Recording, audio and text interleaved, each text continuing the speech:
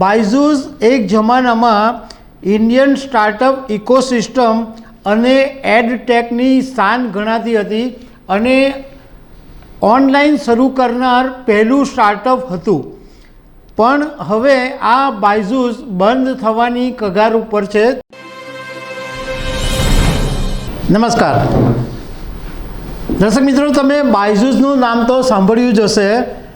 બોલિવૂડ અભિનેતા શાહરૂખ ખાન અને football player Massey જેવા એના બ્રાન્ડ એમ્બેસેડર હતા અને ટીવી પર તમે અનેક વખત એની એડવર્ટાઇઝમેન્ટ પણ જોઈ હશે.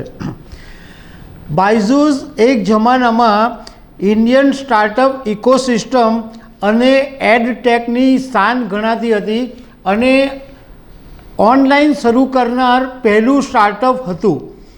પણ હવે આ બાયજૂસ બંધ થવાની કગાર ઉપર છે. તો એના વિશે તમારી સાથે વાત કરીશું કે આખરે ઉપર જઈને ફરીથી બાયજૂસ નીચે કેવી રીતના આવ્યા. બાયજૂસ શરૂ કરનાર એના જે સ્થાપક છે એમનું નામ રવિન્દ્ર બાયજૂસ છે. દર્શક મિત્રો, સફળતા મેળવવી અને સફળતાને પચાવવી એ બહુ અઘરી બાબત છે અને રવિન્દ્ર બાયજૂસ સફળતાને પચાવી નહીં શક્યા. એના વિશે તમારી સાથે થોડું ડિટેલમાં વાત કરશું. મારું નામ રાજેશ શાહ છે અને તમે જોઈ રહ્યા છો ખબરછે.com. દર્શક મિત્રો, રવિન્દ્ર બાયજૂસની પતનના કારણો વિશે તમારી સાથે વાત કરીશું. એ પહેલાં બાયજૂસની શરૂઆત કેવી રીતના થઈ હતી અને રવિન્દ્ર બાયજૂસ કોણ છે એ વિશે વાત કરીએ. તો રવિન્દ્ર બાયજૂસનો જન્મ કેરળમાં થયો હતો અને એમના પિતા એક સરકારી શાળાની અંદર ફિઝિક્સ ભણાવતા હતા અને માતા જે છે એ જ સરકારી શાળામાં મેથ્સ ભણાવતા હતા. એટલે પહેલેથી જ રવિન્દ્ર બાયજૂસને એક ભણવાનો માહોલ તો મળ્યો હતો અને રવિન્દ્રને આ સ્કૂલમાં ભણ્યા હતા અને પછી એમણે એન્જિનિયરિંગ કર્યું અને અમેરિકા જોબ કરવા માટે ગયા હતા. એ પછી જ્યારે વેકેશનમાં તેઓ ઘરે આવ્યા ત્યારે કેટલાક મિત્રોએ એમને એમ કીધું કે અમને કેટ જેવી સ્પર્ધાત્મક પરીક્ષાઓ છે એમાં થોડી ભણવામાં મદદ કરો. એટલે રવિન્દ્ર બાયજૂસ એમના જે મિત્રો હતા એમને થોડીક હેલ્પ કરી અને એ જે મિત્રો હતા એમણે કેટ ક્લિયર કરી દીધી. એમ કરતાં કરતાં ઘણા બધા લોકો બાયજૂસની પાસે સંપર્કમાં આવવા માંડ્યા અને ધીરે ધીરે કરીને પછી રવિન્દ્ર બાયજૂસને એમ લાગ્યું કે આ તો લોકોની જરૂરિયાત છે એટલે આ ઓનલાઈન ચાલુ કરવું જોઈએ.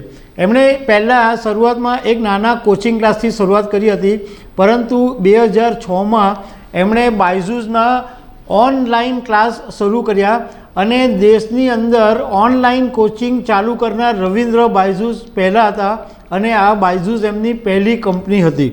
તે વખતે બાયજૂસ એકદમ હાઈલાઇટમાં એટલા માટે આવી ગયું કારણ કે એક્સપર્ટ ટીચર હતા, હાઈ-ફાઈ ક્લાસીસ હતા, શાહરૂખ ખાન બ્રાન્ડ એમ્બેસેડર હતો, મેસી બ્રાન્ડ એમ્બેસેડર હતો.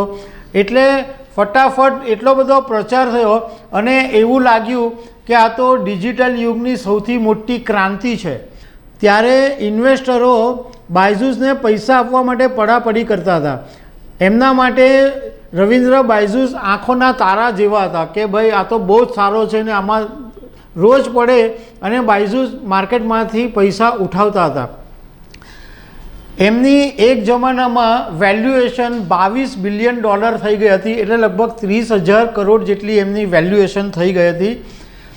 આટલું બધું જ સારું હતું.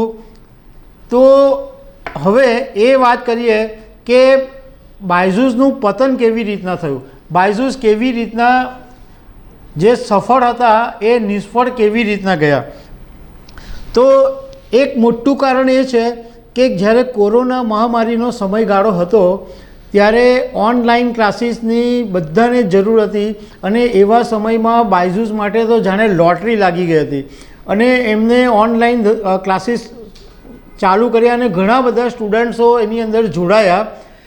પણ એ પછી જ્યારે કોરોના મહામારીનો સમય પૂરો થયો ત્યારે આ ઓનલાઈન કોચિંગ ક્લાસીસમાં પણ મંદી આવી ગઈ.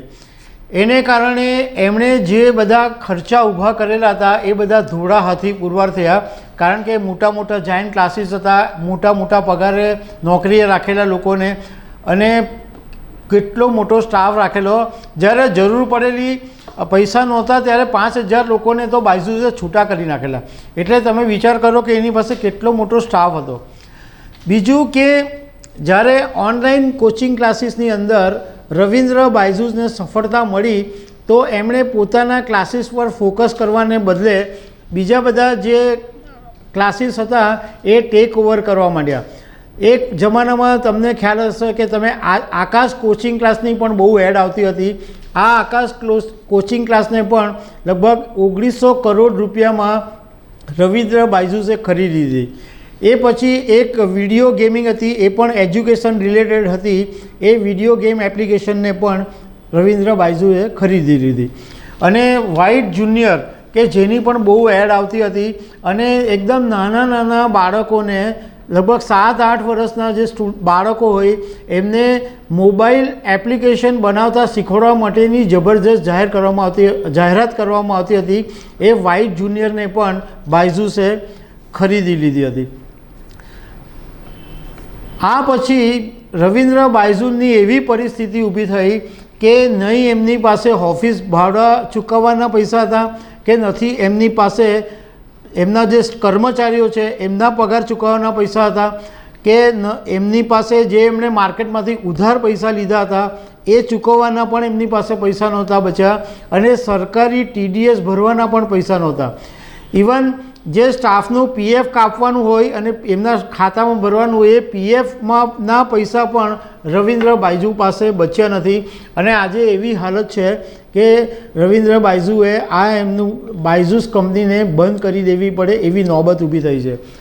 થોડા સમય પહેલાં રવિન્દ્ર બાયજૂ એક IPO લાવવાના હતા અને એ પાછું ભારતીય શેર બજારમાં લિસ્ટેડ નહોતું કરવાનું, એ ન્યૂયોર્ક સ્ટોક એક્સચેન્જમાં લિસ્ટેડ કરવાના હતા, પરંતુ એ બધું પછી શક્ય બન્યું નહીં. દર્શક મિત્રો, આ વાત કરવાનું કારણ એ છે કે જે લોકો નવા એન્ટરપ્રિન્યોર છે, જે લોકો નવા સ્ટાર્ટઅપ કરી રહ્યા છે અથવા જે નવા યુવાનો છે એમણે આ બાયજૂસમાંથી એ વાત શીખવા જેવી છે કે ભાઈ તમે ગમે એટલું તમે પૈસા લો પણ જો તમને મેનેજમેન્ટ કરતાં નહીં આવડતું હોય તો એ તમારો ફુગ્ગો ગમે ત્યારે ફૂટી જ જશે, એ તમારી સફળતા ફાટી જ જશે. આમાં બાયજૂસમાં પણ એવું થયું કે એમનો સફળતાનો જે ફુગ્ગો હતો એની હવા ભરાતી જ ગઈ અને એક વખત એવો આવ્યો કે એ ફુગ્ગો પછી ફાટી ગયો. તમે એક વસ્તુ વિચારવા જેવી છે કે તમે વગર વિચારે કોઈ બિઝનેસ મોડેલની અંદર પૈસા લગાવી દેશો તો એક દિવસ એવો આવશે કે જેમાં તમે મુશ્કેલીમાં ઊભા થઈ જશો.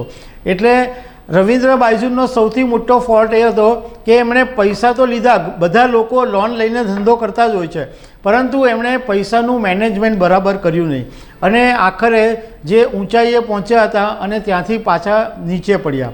તો દર્શક મિત્રો, આવી અનેક વાતો સાથે અમે તમને મળતા રહીશું. Thank you very much.